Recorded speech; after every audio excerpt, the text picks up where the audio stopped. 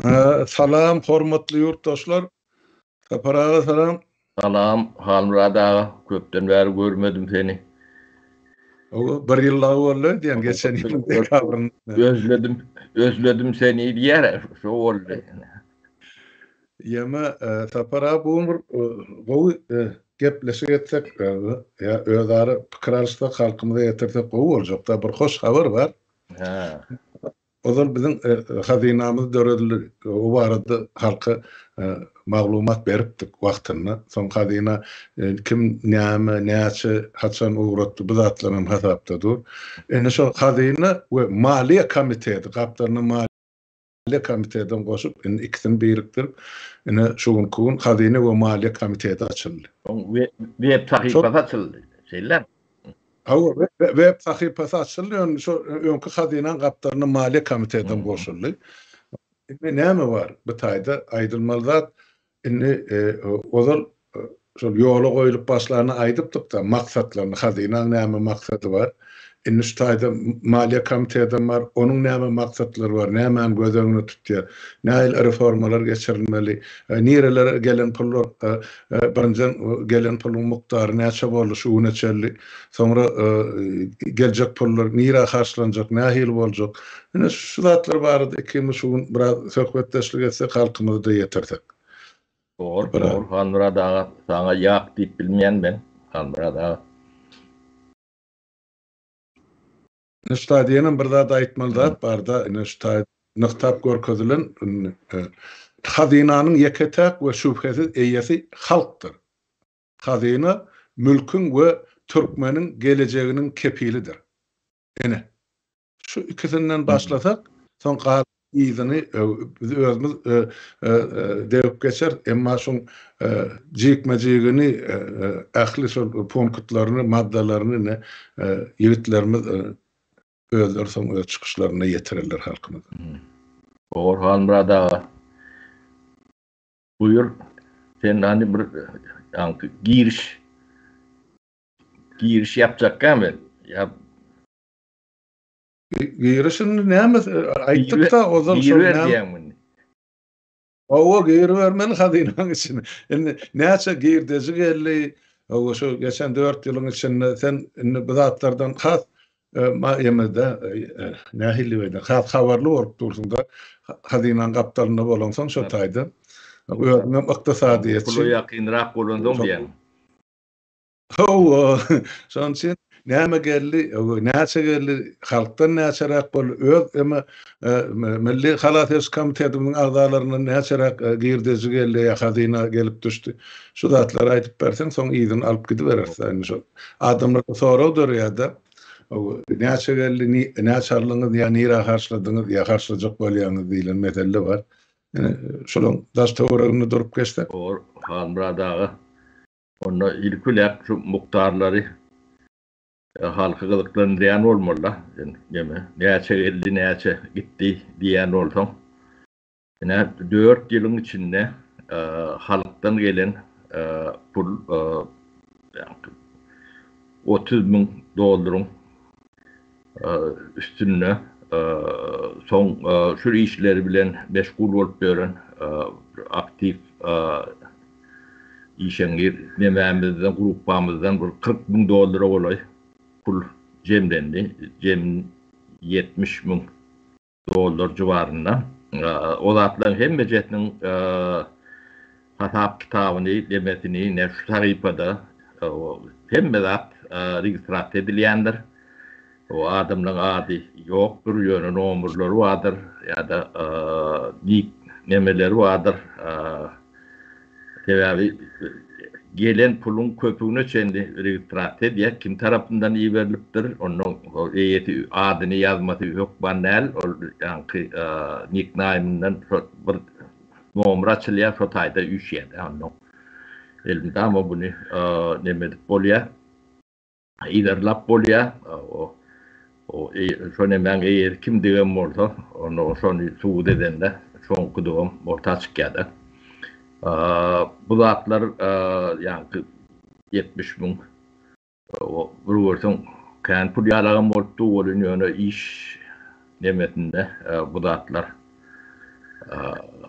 4 yıllık bir gatır ulu nemede değil şu zatları kurmamak için edilen nemeler o insanlara kömek bir topar zatlar vardır. O spesialist çalıştırıyor. Yine de şoňa meňdeş nemelere gidiyor. Galanam şu hadinan nemesinde dur. Gidiyen yeri yok. Ne şu nemelerinden ne kabriyerlerini geliyor görüyorsunuz. Ne şu individual number olmalı şular. Demedi yani şu iyi veren adamlar demedi. Ondan o ID number değil ya da. Biz bir vaatlar elektron devlet diyecek o köp kişi skeptik nemede üstümüzden gülyani alak yağdaydı.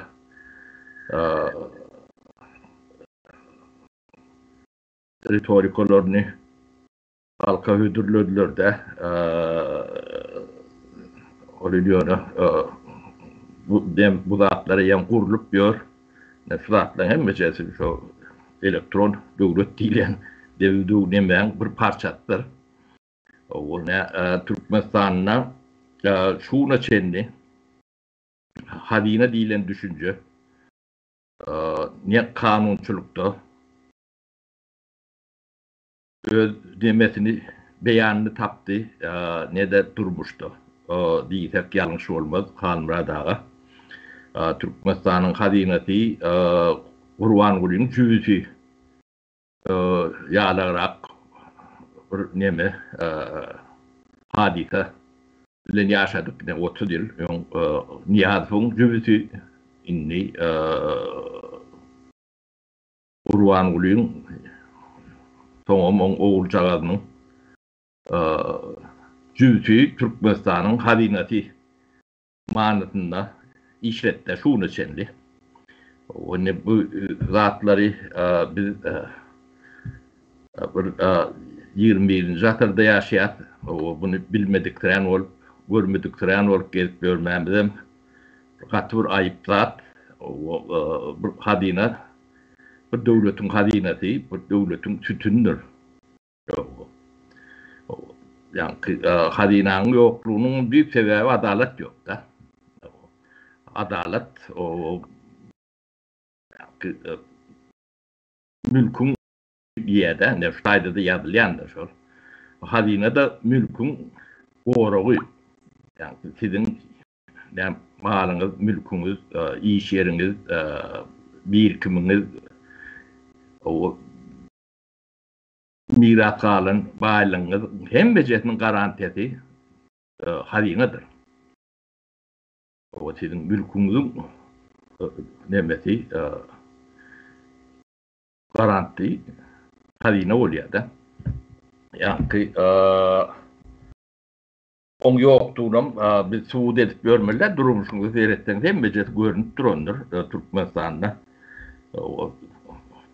Gendir Halmuradağa bir kilmundan sonra uğrayadım da ataňydan babalarınızdan kalan mülklü Türkmen tanıyanız mı diýsem o gen görýärler de o mülk diýilen zat atadan babadan geçip görýärler. O medeniyet bizde kalmandır. İyitem yok da.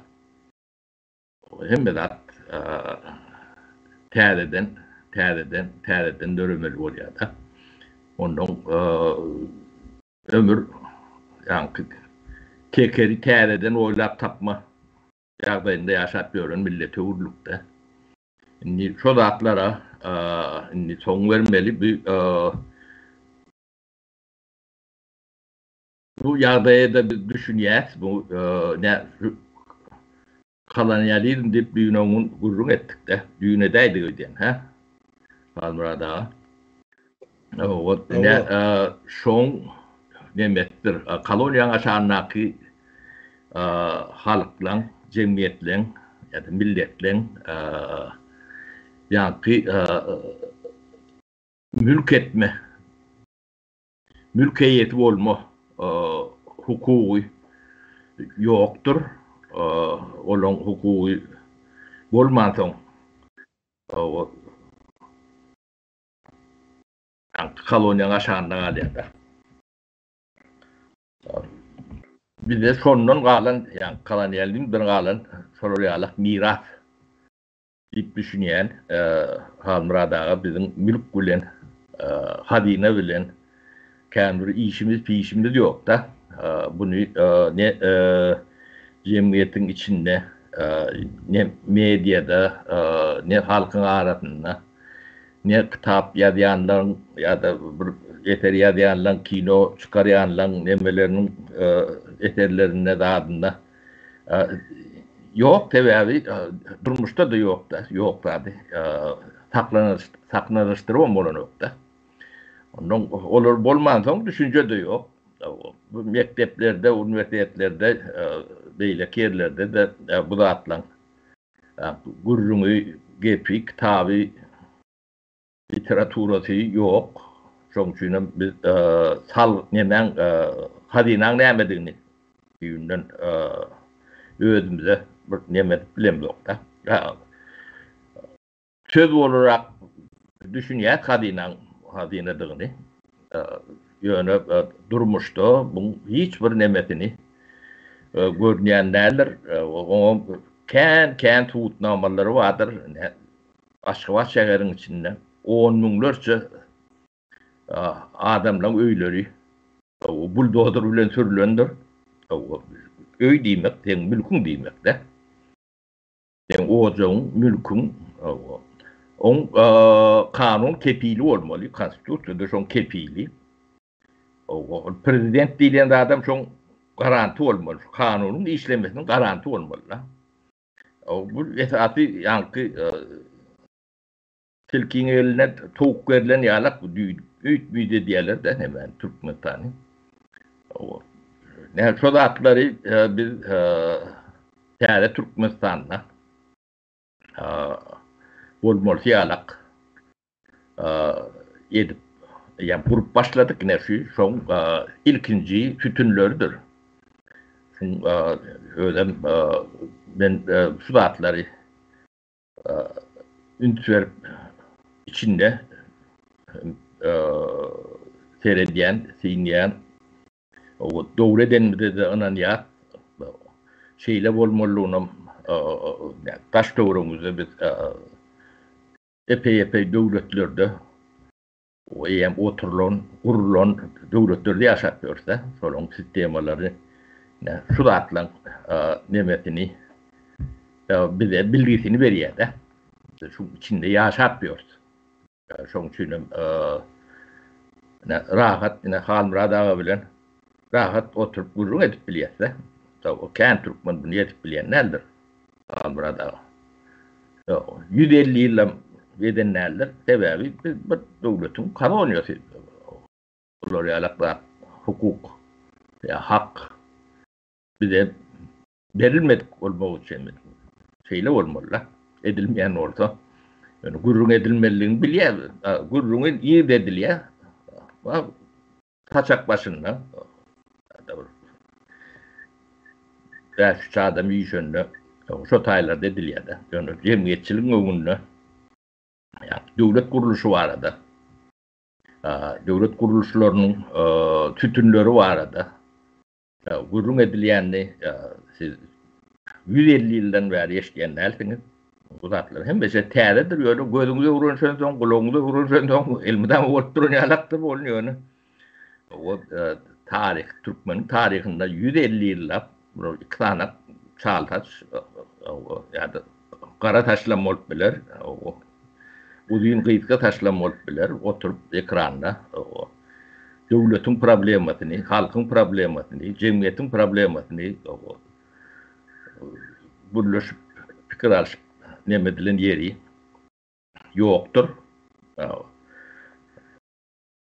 Şoň üçin birinciden demedýän şu işte zähmeti geçen ýigitlerimizde, gyýytlarimizde, gelinlerimizde ilkilap taňryalkatyny aýdýan bu zähmet, uly zähmet diýerim, bilgili zähmet zatlar öň edilmedik bolsa belki de başarýan nälerler diýen bolar. Ýöne bilgili, nemeli ýaşlarymyz bar. Şolaň Rahmet bilen sudatları ediliye. Ödüm hem de transparant dedim, şeffaf diye, yani Türkler şey diye de şeffaf diyorlar. O bizde de şu Türk sözdür. Bizde hiç şeffaf zat olmazsa o sözü ulunurlar, o kağıttan çıkıptır da. Almura da bizim kağıttan çıkaran adımı katı ken yani. Onun yani şeffaflığım edil samimilik galak. O samimi sözüm Türk sözdür, Türkmen sözdür. O kadimde ulunlayan sözdür. Yani onun neyemediğini yadından çıkaran Türkmen şu an Türkmenistan'ı eyle oturan milletin nemeti şeylerek yağdaya getirilenler. Ondan yine de bu yeme var arada yani hadine var arada bir belli meldatlar var da hadine halkın kıdır. Hiç şüphesiz, soruksuz, cedelsiz, nemesiz dine halka değişirler. Hadinan eyeti halktır. Hadine halkın mülkünü kepildir, garanttır. Bunu yani devlet başına gelen tiyatroçam görevli deylek vazifeli demelere ne el olup bilmeliler, ne buyruk verip o tayda men köl alacak, bu tayda men aeroport alacak deyip bilir yalak yağdaya gelmeliler. O hadine halkın kuvaran son bu hem medadın üstündedir. Bunu kanun korumalıdır. Tuttuğu da korumalıdır. Olmasa siyasetçiler ne diye ne yani ne merak popülist siyasetçiler. Ben size böyle tığır verecek diye de. Mercedes verecek diye. O burada belirleyen halk kovuyor ya da. Şu kovu adam deyip şunu ses vermeli. Halkı cahil eden son şey oynap oluyor da. Onun hadine bağlı olan vakti hadine diğer ayıt. Böyle tığırı kalkından alın orta berip bilirsin. Mercedes'em şeylik berip bilirsin. Yani hadine de olur yalak. Elpelik yok. Biliyor da hadine demek ki. Onun hadine şey deyip bileceği ortaya çıkan son siyasetçilerim çeki düzgün vermek mecburiyetinden alıyorlar da özüne. Yani kanun işleyen yerlerde düzgün şeylidir. Onun en önemli demek ki ne Türkmen hadinasına, Türk Türkmenistan'ın hadinasına yatırım yapanlar yani şu an gurulayan demede bu yani ulu şirketlerin aktaner nemelerin işleşi alak nemedir. Ne şu yatıran pulunuzun hem beceri registrasyon ediyendir, şolun hem beceri hadinan hisseleridir, akteleridir. Yani devlete yatırım yapan adamların nemesindesiniz. Konumunu diye de Türkler politikasındasınız.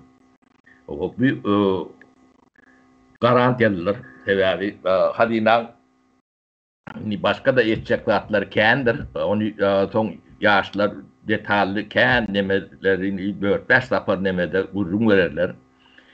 Ne Türkmenistan'daki ehli şu an devletin Davud fabriki onu bunu değil ya. Şolun hem bir hadinankıdır. Toprağın hadinankıdır. Hadina şunu halka özelleştirip hususlaştırıp başlar. Ne sizin yatıran pulluğunuzun demesi bir böyle işleseniz altın hissen eyesi oluyorsunuz da şey divaydayım. Kuruluş devrinde o koyulayan bir manadın belki de 100 manattır, belki de 1000 manattır, belki de milyon manattır. Onu bu tanıma da emetme de nemedir. Ne şoloriyalak hissedir. Ne taşarı yurttaki ulu firmaların nemetinden dusko verip bolor. Ne yani Microsoft ya da Google başlandırıları boş yerden başlayanlar da. O ilk olarak ideya var, fikir var, neme var. Onun sonra biri başlangıç kapitalini o 1 milyon, 2 milyon, 3 milyon, belki de 5 milyon, 10 milyon bir adam değerler, belki de 10 adamdır. O ya şu at çok nemeti trilyonu oluyor. O şu 100 milyon neyse oluyor köpel. Olur ya. Onun milyarder olup diyen de. Diyeme Facebook'un kıyada nemenkini bulun var yerlerde. Ya Google olmalı. Edil konkret nemedem ok. Yani ofisleri var daşın koyuyorlar. Anlat. Baştan. Kur yerler, kurup görürler. Bir ofis hadiyalar yıkıp döküp rak yerlerde. Adan rak koydun diye. Perde başlıyor. Google. Onun daşın boyamalı. Demetmeli. Onun pulları yok. Onun bir firmanı çağırıyorlar. Sana diye şunu edip versen 1% demet hisse verelim. Yani 50 tane hisse verelim. O da bolya diye. Şu 50 hisse şu at 500 milyonun kendi pul şu hisse. Yani kadına da şu at işleyen demeti şudur. Yani bu hisseler bilen özelleştirilecek zavut fabrikleri, satılacak yerleri satın alıp bileğiniz. Sizin yani belinizde altın nemeye alak deme var da bu. Yatırımın en akıllısı, en doğrusu, en tuhaflısı diyeyin. Vatanınız için, yurdunuz için, geleceğiniz için ediyeniz, gelecek netilleriniz için ediyeniz. Hemen bağlım mülkün üyesi oluyanız, onun kepili, şu hadina. Hanımra da ben kendimle oturmayın, sana da söz vereyim, onun sonra çıkma mümkün de, onun bana sonra verseniz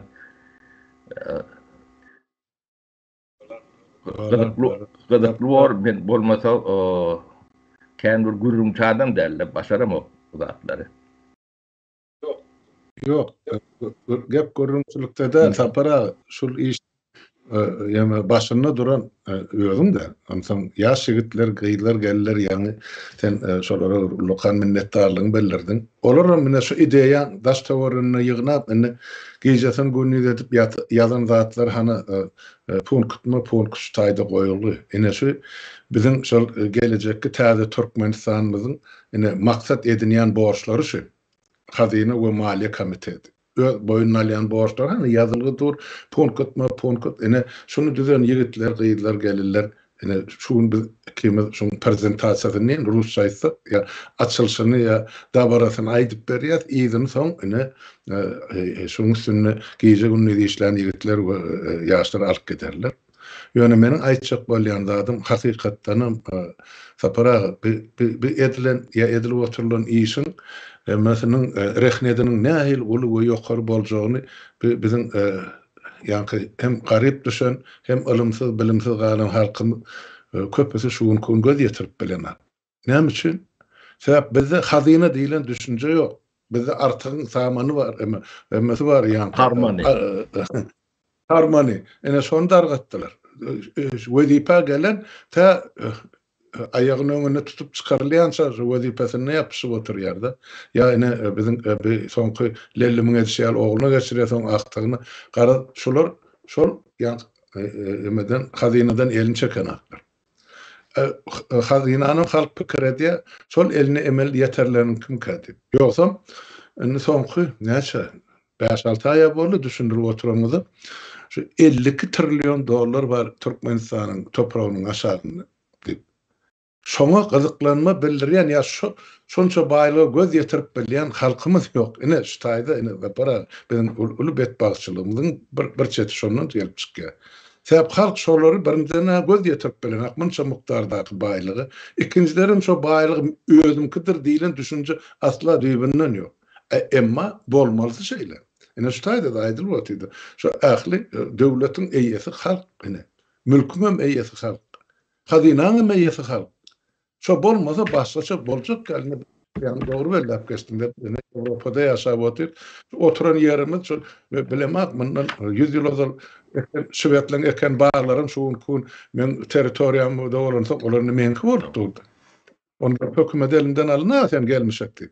Şoň üçin bir dolanşyk bar, aýlanşyk bar, puluň we maliýaň serişden ol 52 trilyon dolar diýilýänim ol diňe şo duruşyny doňdurulmaly däl. Olam işlerini belki 5-10 ýyldan soň ene şu ýaşlamyzyň ene hereket edişi ýaly ýa durmuşa girirseler belki 5-10 ýyldan soň 100 trilyon bolar. Täp işläp durmalylar baýlygy.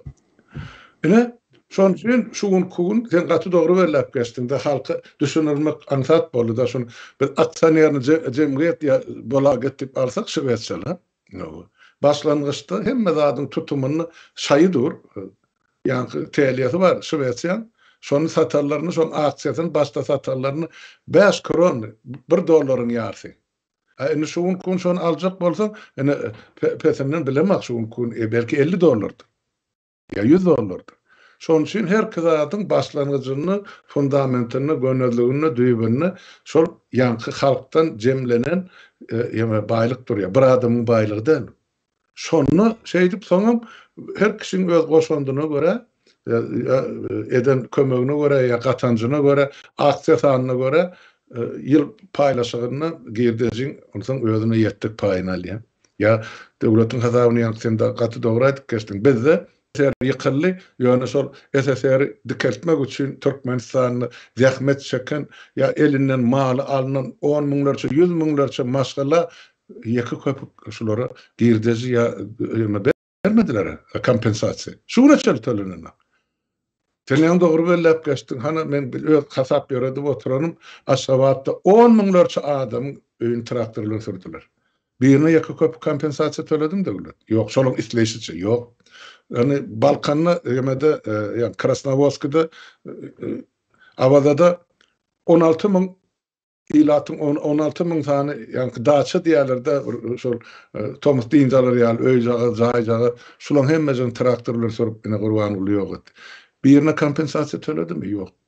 Eger şo döwletde hazina bolan bolsa, şo hazina, şo mülkü gorap, şo döwletiň çykaran kararyny ýa hökümetiň çykaran kararyny ýa ýatyrardy kanuny ýatar.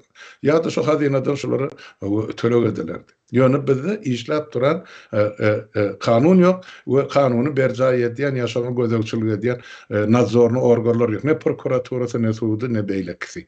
Bizde hatta Merkezi Bank ýoksa para onuň hazina nerden bolsun? Merkezi Bank ýok. Yani döwletiň manadynyň kursy iki dörli. Bir-birinin 6-7 tepawutly. Onsoň o taýda hazina boljakmy? Ýok. Ýöne şuny şu düzülen sistemany ýa-da şu hazina bilen Maliýe Komitetining öz öňünde tutýan maksatnamasy ene punkt ýazylgydyr. Ene ýurtdaşlar girin, görün, okan, özüňize gerek netijeni çykaryn. Yani şu taýda saparagan aýdany bilen ýa men size bir öz bilişimçe eden beýanatym bilen bu zatlar tamamlanak. Ýaş ýigitler, gyýlar size iyili wagtal şu zatlar düşünürip berer. Onsoň şu taýda ine hazina ozal düýbi tutully. Bizde bir Türkmenlerde ýene bir häsiýet bar, onu maýdyk geçen sapara. Şu kümsüklik diýen häsiýet bar. Ýa ynamsızlyk. Biri şol 5 ay uzatyp durmaly. Näme etdiň şunu maňa ýa özüň ýitdiňmi ýa näme etdiň, ýok etdiňmi diýilen ýaly ene düşünjeler bar, ýa pikirler bar. Bir söz bardy, ogrum özüni osar orramsam diýip ene şone diýerler. Ýa beýledäl ene şuň hasabaty berdik siziň öňüňizde ýurtdaşlar. 70.000 dolar ene 4 ýylda ene şu hazina gelip düşeni. enne Maliye Komiteti'nin kaptanına näme şu zatlar edildi. Sebäp bizim ümidimiz ileri ya yurda tarap. Bugün bolmasa erti bolmasa biz yurda barmaly. Hökman on bolja bardy şek-şüphe ýok. Ýöne haýsy güni sähedi belli däl, olan belli bor. Ýöne baramyzda nämeden başlamaly? Haýsy işlerden başlamaly? Beni Gurucu meclisiň özetmeli işler var.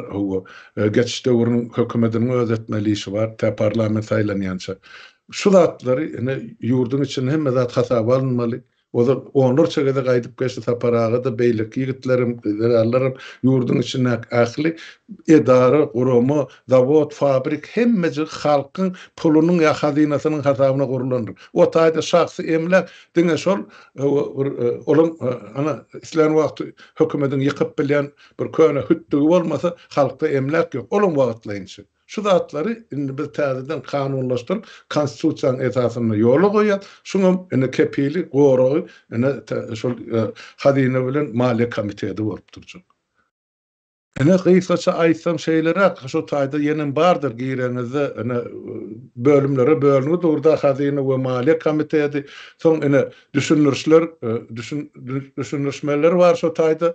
Soňra da Maliye Komiteti wagt dilim birazajyk şu mahal ýemedi turda adam kepep duran. Hazine we Maliye Komiteti'ne hemme zatlar şu bölüm edip goýulan. Soň ýene etýär näme bar şu taýda bagyş et diýilen ýeme bar. Bölüm madyr şu taýda ýurtda şu. O näme bagyş etmek? Mesana diýip bagyş etmekde ol şol ýa-ni hazina bagyş edilýär. Soň şol Maliye Komitetinde durýar şu zatlar adamlaryň ady ekrana görkezilenatda san bilen ýa sifir bilen ýazyldy. Ol bu zatlar haçan ýurda barlaryna eýem şol adamlaryň şol hazina eden goýumy, ýatyrmy goýum diýende men ýatyrmy. Soň ýan dogry bellep geçdiňde sen para ol näçe onusda köper ýyzyna gaýtaryljakmy? Ya 100 ötsen 1000 ötsen bellidir. Ýöne borjo görünüp dursa 52 trilyon dollaryň üstüne oturan döwleti 4 milyona ýetmeýän halky şu kanun boýunça edilmeli ýaly Ýewropadaky bar düzgünler, tertipler göz öňünde tutamyzda biz näçe diýsen ol gelişmän durjakka. Halmurad ağa edil gyzykly ýerine getirdiň. Buny men aýtman oturwam biljek gel. Sen aýtmadan kim aýtmalan? Ýa-ni näme hazinaň iň minimal nemesi değeri diýin Türkmen hazinasynyň 52 trilyon dollar. Siz şu hazinaň çarkyny aýlanmasy üçin edýän ýatyrymyňyz siz şu potensialy 52 trilyon. Bu ýa-ni hataba alınmadıkları jemeden de 70-80 belki de 100'den öňe geçip gidýändir.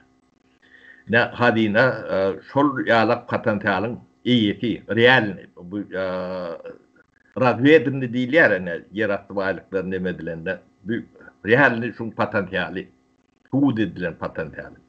O siz şu hissiyetini alýansyňyz, şey diýip düşünün. Hemem ýurduňda kömek edýäňiz, o täze guruljak Türkmenistanyna şoň sorwatynyň içinde duýuňuz bar. Diýmek bolýandyr. Siz onu başka hiç bir nemesi zatlara da $1000, $10,000 ucuzundan açıp bören ya da keyif için tovurup börenler vardır. Yani başka zatlar için boşa harcap börenler vardır. Ne akıllı yatırım şudur. Onun şutayda ne QR kod vardır. Ne şu koda biz barlap gördük okuyandır. Şu QR kodu okandı yani pul geçirmeli nemelengi ödü görkezýändir. Bunu yaşlar size detallı praktikada nähile kullanýany alyp görkezip bererler. Onun türlü usulları vardır. Başka da Bitcoin'in vardır içinde, beyleki emelerim vardır. Dolar da verecek mi? Nähile demäňiz bolsa Ödem şun gidiyen yeri yoktur.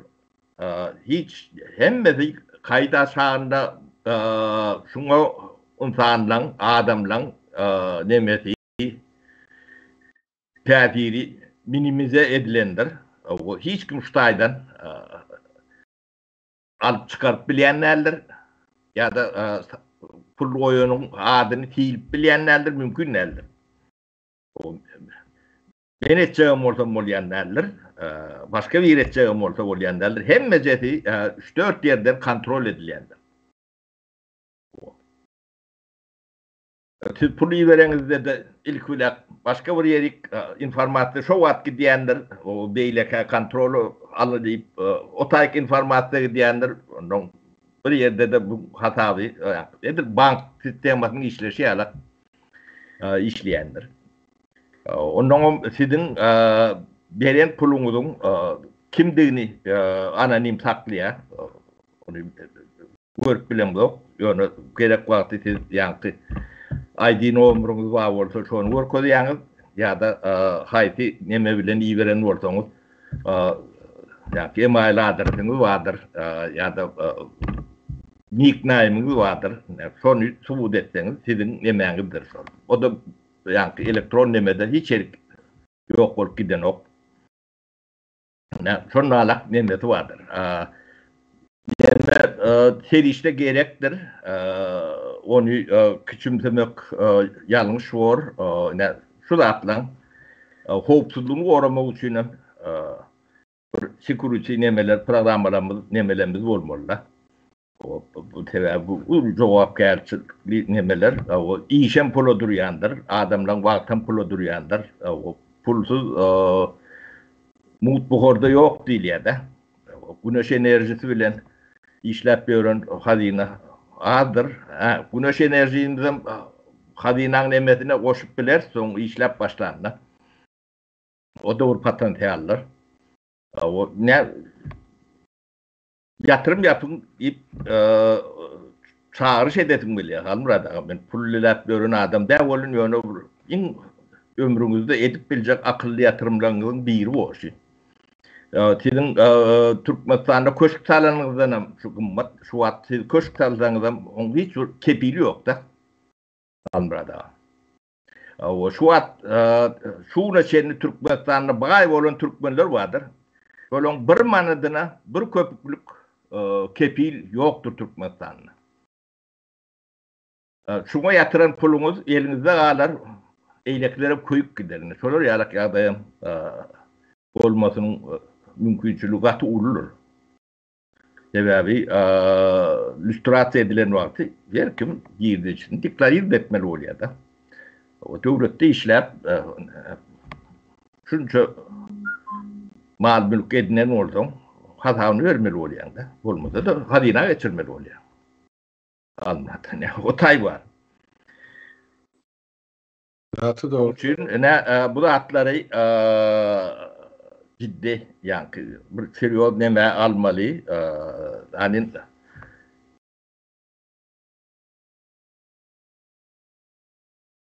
çorbadaduğduğunuz bolor yalak yağdaya gelmelisiniz. O hüşürde kadınızda mı olsa o şu da yatırma uğurlayandır. Yani hüşürde kat yani birine kömök ediyendik giden yok da. Şu hadinan demetine altın akse değil yani şu altın akse demeti devletin praktikalarında toy zahim deyip Sovyet dövründe de ilk başlananlarına boluyordu bu zatlar. Yani Sovyet demeti kanuni neme derler. Hukuk devleti der. Çünkü o zahimler kuyup giden var demeti var. Yani bu zahim hükümüne der, yargı hükümüne banka pul koyuyorlar. Elimde ama da seyredip bilen, kontrol edip bilen. Son ayda indiydim Halmurada. Ben onu sen katı doğru belirlep geçtin para yine de bir zat koş bolýar da şu üstüne gepleşikler geçiremedi, kavr illeşlemedine täze Türkmenistan'ı gollaw ýa-da kömek diýip 5 ay, 10 ay, $5, $10, $100 ugradyp durardy. O şolaram diňe şo kömek ady bilen gidýär bol, ýöne ýazylgy dur, kimden geldi, nähil geldi, näçe geldi. Soň wagty gelende o zatlar meýdana gaýtarylyp beriljekdir. Ol şu kun täze Türkmenistanyň düýbün tutucularyň biri şol kömekleri. Men şu tarapyny aýdasym gelýär. O müňlerçe adam bar. Hawa. Almrat, şuwat şolong hemme jetdiň demeti özleri bilýänlerdir bolýan, hata ýöretdi. Elbette bizim şu hazinamyzy Gurban olyň ýa oň tohumynyň ýeki köp gatanjy gerekler. Biz halky ýüzlerini ýatşytaýdy. Sebäp hazina halkynky. Olardan boljak gatanjy biz olaň ellerinden alyp gatat bärik. Demeti ýok. Ol başgaça bolar. Ýöne olaň meýletin goýumy gerekler bizim. Biz halkdan şu gün halky ýüzlerini ýanmadyň sebäbi şumar döwletiň düýbüni hem tutucu hem gorucu hem eýesi halk bolup durdy. Şoň üçin hiç kim kemtinmeller, ýa kemsidilmeller. Men öz içki dünýäm, sebäp erti ýurda barlaryny biz şu zatlar yglan eden bolsaň bizim elimiziň ýeten uzadan ýerimizden 5 aýymyz kömek ederdik. Bular ýaly iş bolan bolsa. Näme üçin aýtmadyňyz diýilmesin diýip edilýär şu zatlar. Ýurdun eýeti bolmak üçin şey edilýär. Halmrat. Ten eýeti bolýar. Öz ýurdun baýlarynyň eýeti bolýar. O başgaça nähile formaty bar baýlarynyň eýeti bolmak. Ben başga bir zat bar da bizim Türkmenimizde bir mahsus häsiýet bar. Haq diýmäken mektip eline bermeli. Men sana pul geçirdim, erti şun ketdi edip ýygyna berdi. Ýok, watandaşlar beýdip işlerini hazina. Hazina işlerini toplan, şu hazina gelen zatlar aýtda, ýani nesapara. Şu hazina düýbünne eýýän, goýumyny, ýatyrmyny, maýasyny, fundamentini näme sözlerden eýýän döwletiň ýer asty baýlykları $52 trilyon ýatyr. Soň şu zatlar çykarylyp satwa girenden soň şulardan geljek girdijiň hasabyna inetiň goýumlarynyň üstüne meniljek prosentdir şu. Şoň üçin siz bir zatlary, şu zatlary biz dellewlete men şumahan şu pensiýa çykýansam Şowetlaň emelerini ýatyrdım da aksiýalaryny. Pensiýamda biraz girdiji bolsun diýip. Şu döwür açylmasa men hazina ýatyrardım hemme pulumy. Men görmem geçen şu hödürini. Ýöne men çağılym, aktyklym, çoğulklama ýetjek şu paý şollarda aksiýa bolup durandan soň sapara. O. Ýara bu zatlar. Topragyň, mülküň eýesi bolýar men çağılym ýa aktyklym. Yok, demet. Soň bir ýeni de bir gyzykly ýeri bar bärtiniň. Onuň aýdaly gizläpdirler diýmesin. Ne Türkmenistanyna toprak hususy eýçiligi geçecekdir. O bir. Onuň şu wagt gurulan zatlar bardyr. O işleýän ok, onuň emeti ýok, ýöne o taýyk bir topar pul teýişde harj edip gurulandyr. Şolar hususy eýçiligi privatizasiýa edilecektir. Yine şu taýda şolar satışa çıkarılacaktır. Netizm şu taýdaky aktiýanyz o 1'e 10 boljakmy, 1'e 100 boljakmy? Ne onu yani real deme görkezmeli. Ýöne köçeden gelip satır alanykydan iň az 10 etse beýdar bolmalylar. Sebäbi bu statusyny biz şu gyzyl daim diýil ýa-da. Şu derece getirmekçi, onu gidläp durumda aýdýar. Onuň siz yani şu baýlygyň Türkmenistanyň baýlygynyň eýeti halyna gelýän. Yani ýöne men ýurdum eýeti diýip gyýryp bereniň hiç täze ifade etmeýär. Eýetden jogapkärçiligim barda. Aladaňam bolmaly. Näştaýk ýatyrym ýapýan. Soň şu ýatyrym ýapan nemäňe toprak alýan, laud alýan, fabrik alýan. Onuň ýa-ni Türkmen gad nemesem aksioner jemgyýeti urlýandyr. Onuň aktiýeti ştaýk girýär. Beýleki önümçülükliğim hemmeceti kadinaň eline geçýär, kadin onuň kätini akty hökmünde halka açyk edýär. Gerek bolsa hemmesini halka açyk edýär. Näme şu halka açyk aktaner cemiyeti alak bir cemiyet hadina. Bilmedim, doğru düşündürýändir de ýaşlar soň buňa neme bererler, konsultasiýa, kommentariýa bererler. Bärde düşünşme sebäp ýoksa para hemme zat düşnükli üns berip dinleýän adam üçin gaty dogry dünýede bar praktika, dünýede bar iş ýöne biz şu zatlar ýola goýmak bilen birinciden türkmen halkymyzyň mertebesini dikeldiýär galyrýar.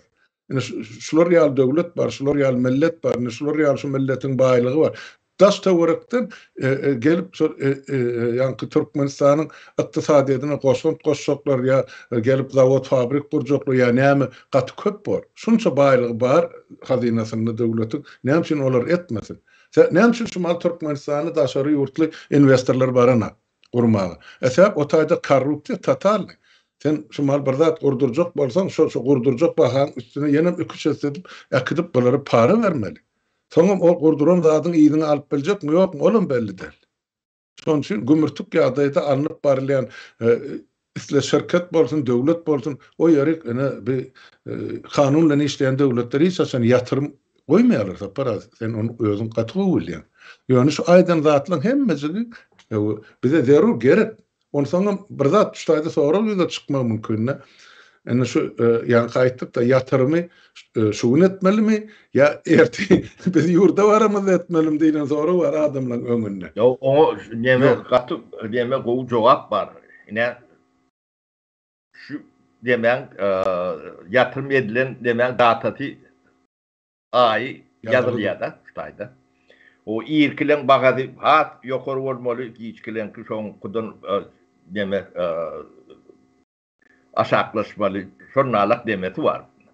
Ne şu atky 1 manat ýatyranyň 5 ýyldan soň 1 manat ýatyranyňdan belki 100 etse ummat bolup bilýär. Ne bu şoraýalyk demetem bar. Bu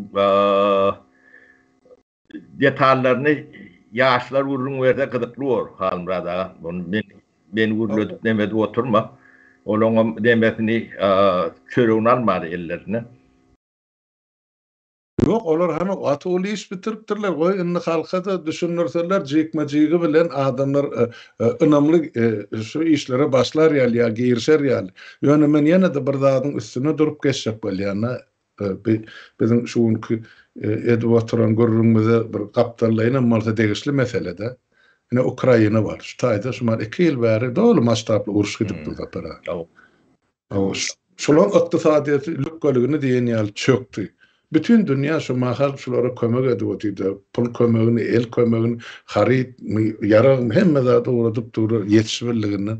Ýöne şolam ýetenek. Ine şu döwletde ýaşap oturan ilat bar. Esasen pensionerler. Şu alyansa pensiyasa ozalan bir ujup. Şoň ujundan alyp şu kömek diýip ýurduna kömek edýärdi. Sebäp olar şol öz watanyň araçagyny gorajak.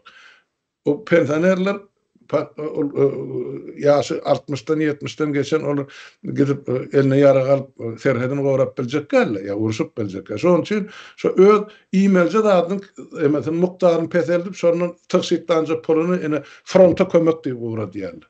Ya eskerlemede egin maş bolsun, iýmet bolsun.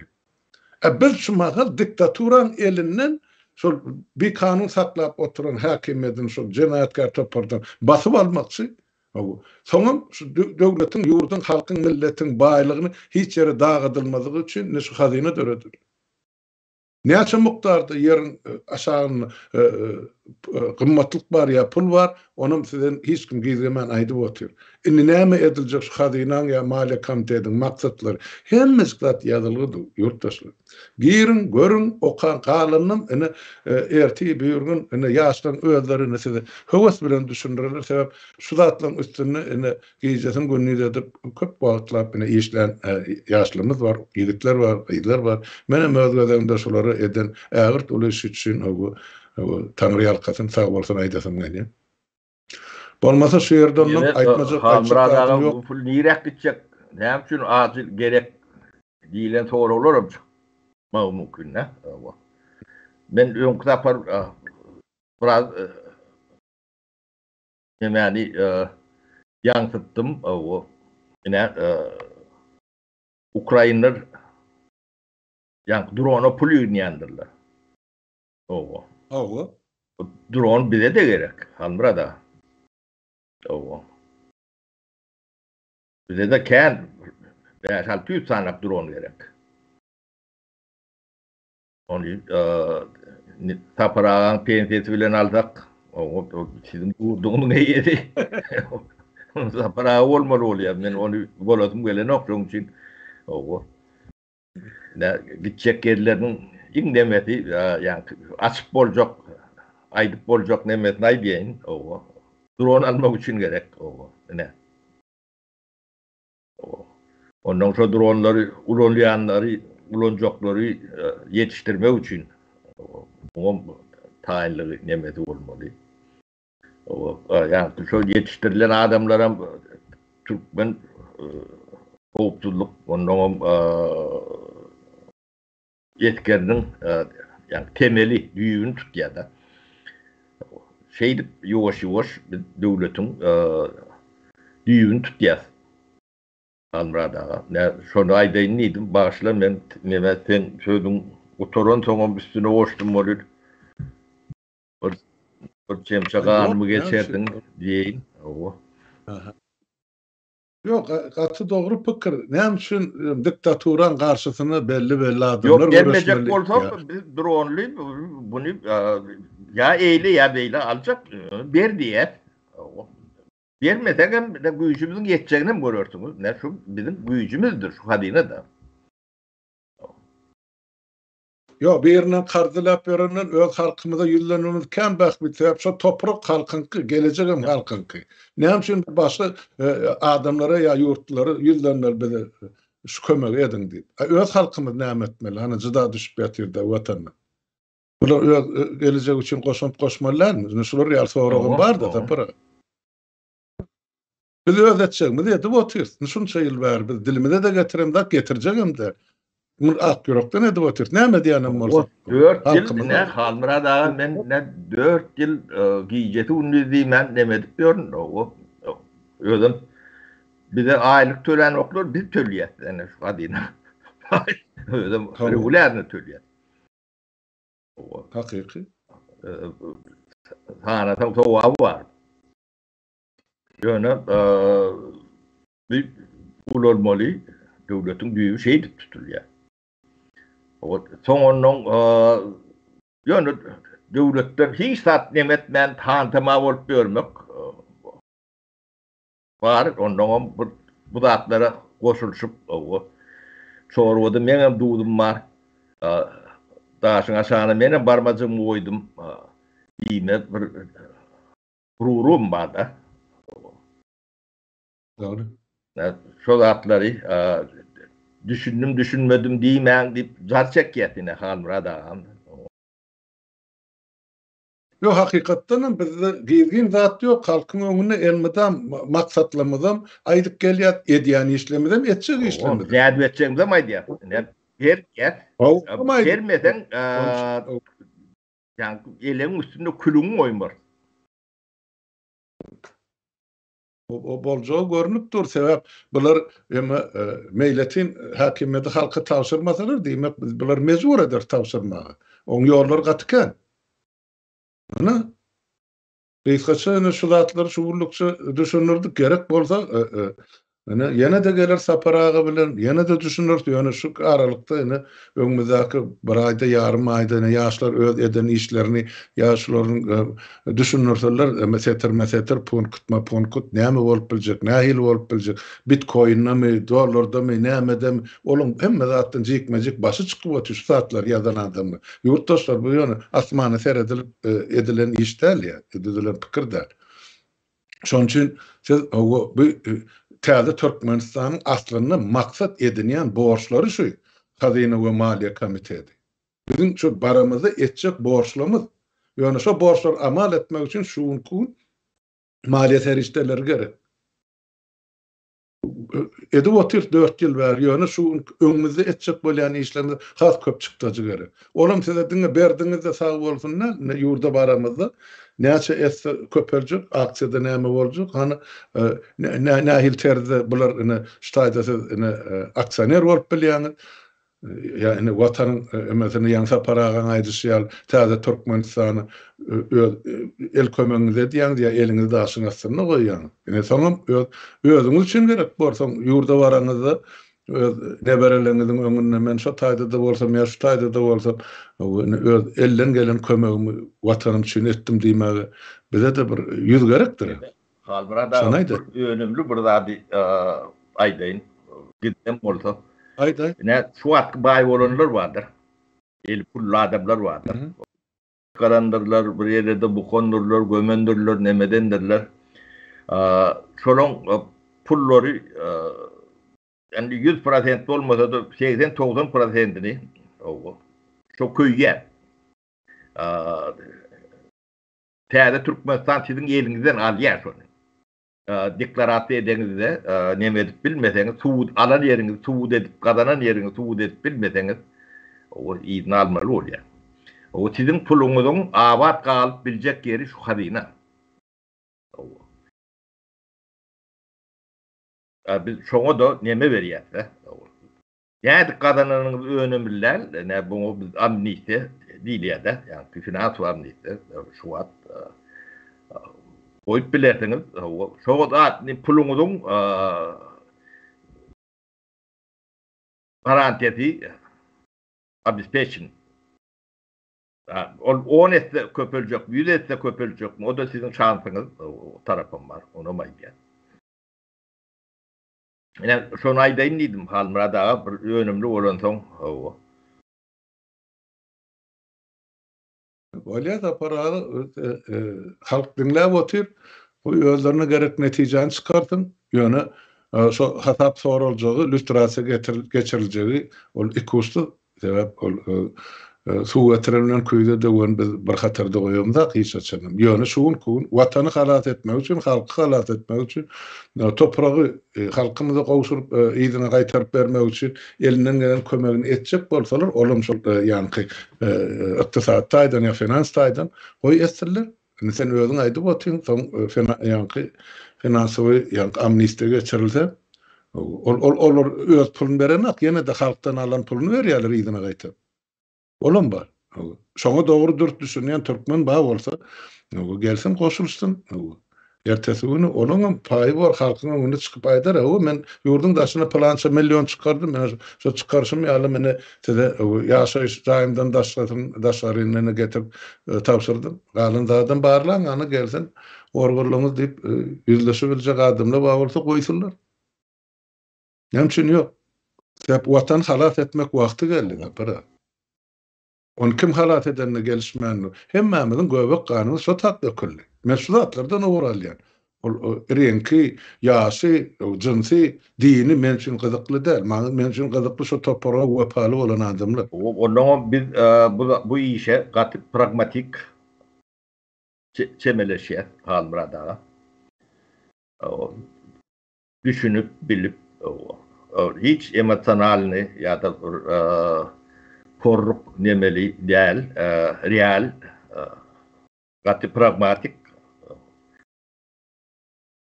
ýagdaýda neme diýär. Onuň ýene de bir hiç Halmurat ikimiziň ýani gizli aýtmaýan ýören dadymyz bar. O da ne şundan ibaret, o bizim şu demelerimize, kanallarımıza abone olun, illeşler. Biz bunu sizden gizlep ötüp koyun, şunu aydayın. Şu dağıtlar size, yani şu sahip olan halka yetmesine, giyiniş toplumu yetmesine kömek ediyenler. Katı ulu, yani YouTube'un algoritmi şeyi de işleyen. Like batın, komentar yazın, abone olun, yayradın. Hemmesi kömöktür. Şonu aydayın, bunu gizlep böldük Halmurada. Şonun için bu da bir sır yanaklar şunu. Biz aydamız yok. Ya doğru. Ona biz aydymda halka sebäp pikir etmeselerde biz şol pat peşçik sany ýygnajak bolup çykyş edýäs ýa bokurduk ýurtdýas ýa şoň üstünden bir zatlar gazanýas. Ýok. Absolut ýok.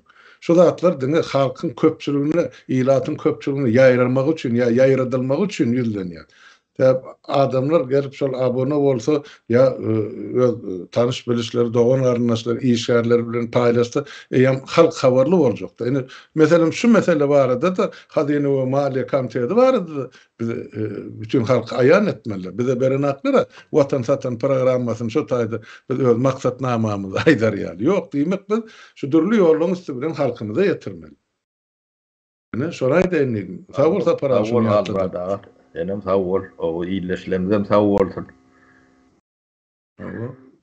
Onda ene şu günkü özara pikir alşmamyzy, söhbetdeşligimizi halka ýetirjek bolan pikirlerimizi düşünüp bildik mukadiýan galandan ene ýaşlary ýetirin. Ýygyny üstünde olurlar. Sağ olun. Ýurtdaşlar dinleýän üçin hemmäňize Sağ olun. Sağlıkda görüşelim.